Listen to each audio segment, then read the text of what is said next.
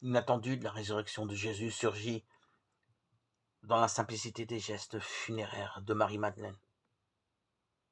Elle est la première témoin du tombeau vide, voulant être auprès du corps de son Seigneur, ou au moins voir son tombeau, le toucher, réduire la distance infinie qui désormais la sépare de lui.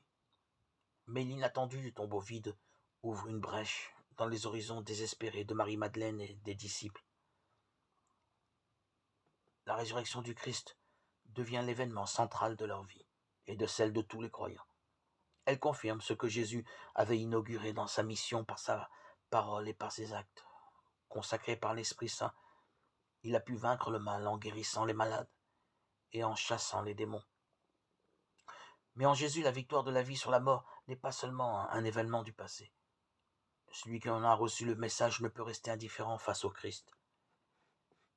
Quiconque croit en lui reçoit par son nom le pardon de ses péchés.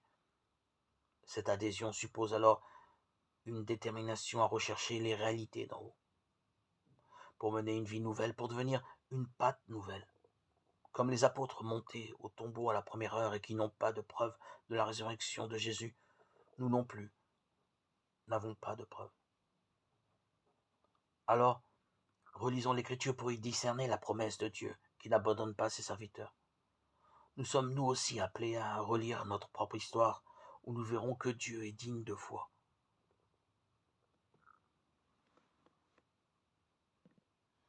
À la suite des apôtres, des martyrs, de tous les témoins, proclamons solennellement notre foi. Le Christ est ressuscité, le Christ est vivant. Jésus est vivant dans nos vies. Nous le savons, par notre baptême, par l'Esprit Saint que nous avons reçu. Jésus est vivant aujourd'hui, maintenant, dans nos vies et pour les siècles des siècles. Il nous a précédés en Galilée, c'est-à-dire sur nos routes quotidiennes. Que nos vies en soient renouvelées